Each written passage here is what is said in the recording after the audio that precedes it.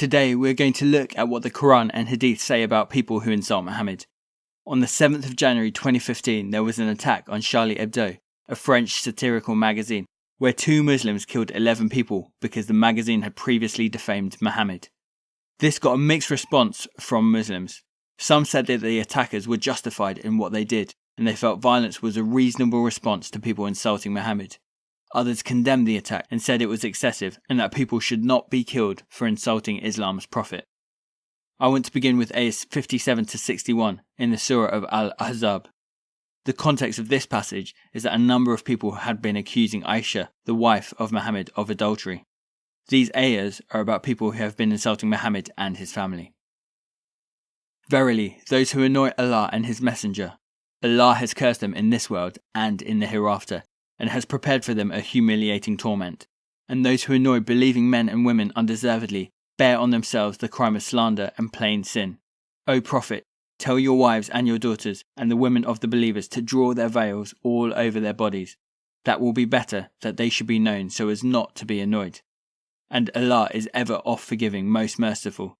If the hypocrites and those in whose hearts is a disease, such as an evil desire for adultery, and those who spread false news among the people in Al-Medina, cease not, we shall certainly let you overpower them. Then they will not be able to stay in it as your neighbours but a little while. Accursed wherever found, they shall be seized and killed with a terrible slaughter.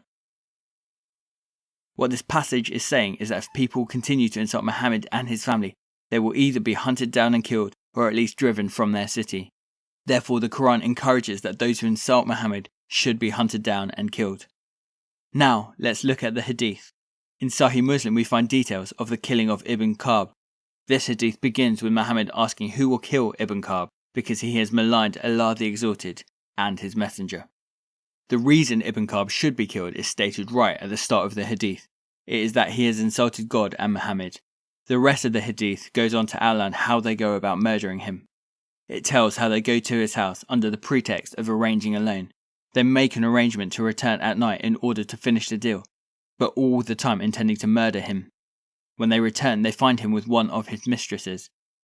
They compliment her scent, enticing Ibn Ka'b to let them smell him, and then they kill him.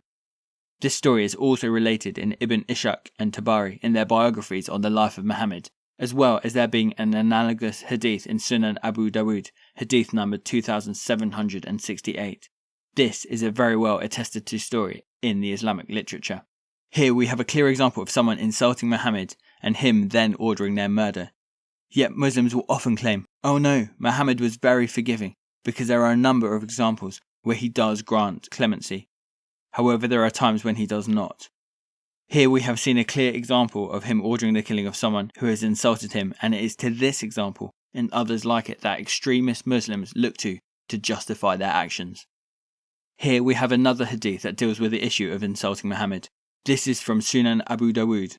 The grade of this hadith is Sahih, which is the highest level, equal to that of Sahih Bukhari and Muslim in Orthodox Sunni Islam. The hadith recounts the story of a blind man who has a slave mother. This term means a woman of the right hand who has borne a child. She is his captive, who has been taken, slept with, and who has subsequently borne him a child. This captive disparaged and insulted Mohammed, which is not overly surprising considering that it was highly likely that her family had been killed. She had then been enslaved and repeatedly raped. The blind man tries to stop her insulting Mohammed. He rebukes her, but she won't stop, so he takes a dagger and kills her.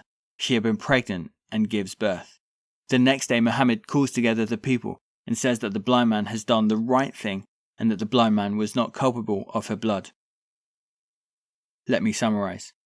In this video we have seen that the Quran taught that people who insulted Mohammed should be killed.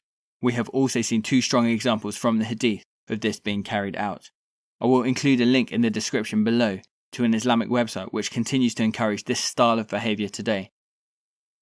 It says that if the people who insult Mohammed live in an Islamic state, then they should be killed by their government. If they live outside the Islamic world, for example France or America, or the government won't act, then the website encourages individual Muslims to attack the person. We see that not only is the killing of people who insult Muhammad sanctioned at the time of Muhammad, but that the position is still very much being taught by Islamic scholars today. Having said that, it is certainly not the opinion of all Muslims. It is merely a defensible position within Islam. Please comment below. I would love to continue discussing these